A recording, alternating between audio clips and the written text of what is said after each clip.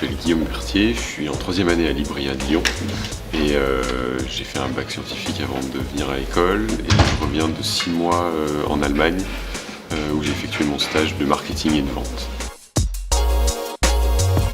Pour ce stage, j'ai intégré le service marketing et vente de l'entreprise Schunk Carbon Technology dont le siège est à côté de Francfort, à 30 minutes à peu près.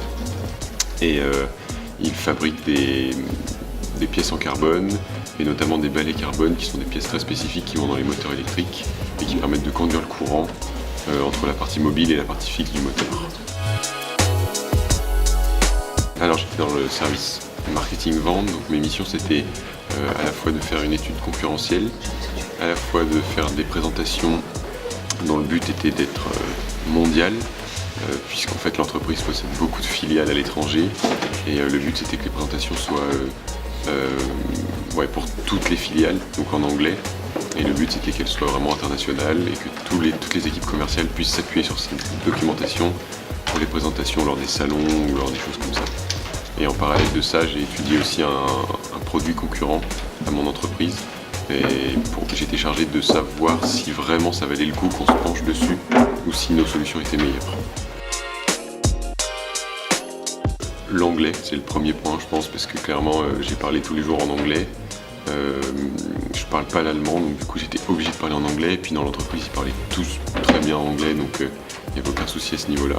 Ce que j'aimerais pour plus tard, c'est plutôt avoir une entreprise un peu plus petite peut-être, et qui me donnerait peut-être plus de missions, qui m'impliquerait plus dans le travail de tous les jours, parce que là, j'étais un peu à part.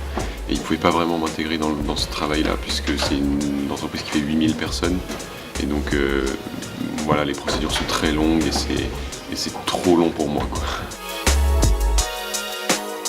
Alors là où j'étais, c'était à une 30aine de minutes de Francfort, une ville qui s'appelle Gießen et qui est de la taille environ, on va dire, de Grenoble à peu près, pour comparer. Et c'est une ville qui bouge assez bien. En plus, j'y étais pendant la période du marché de Noël, donc du coup, il y avait plein d'animations, plein de choses assez sympas à faire. Tous les magasins étaient ouverts à peu près comme en France au niveau des horaires.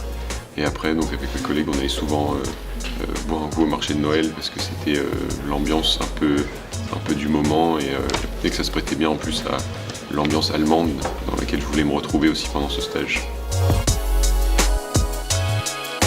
Alors mon quotidien, c'était d'aller à l'entreprise, j'y allais environ vers 8h du matin pour repartir vers 16h le soir. Ce qui m'a beaucoup étonné, c'est qu'en Allemagne, ils prennent qu'une demi-heure pour manger, c'est-à-dire que c'est très speed et ils vont manger très très vite. Ils ont une cantine, en une demi-heure ils mangent et comme ça, en fait, ça leur permet de partir assez tôt l'après-midi. Le vendredi, par exemple, à partir de 14h, 14h30, il n'y a plus personne. Alors ce que j'ai préféré, c'était la rencontre avec tous mes collègues, parce qu'ils étaient très ouverts à moi et on discutait souvent, souvent le rituel c'était que j'allais les voir après la pause déjeuner, on discutait, on débattait de sujets divers et variés, c'était assez sympa. Et j'avais encore à côté de ça des collègues plus jeunes, on va dire, avec qui je pouvais sortir ou que je pouvais inviter chez moi pour faire des apéros, etc. Donc les rencontres avec les gens, pour moi c'est ce que j'ai préféré dans ce stage.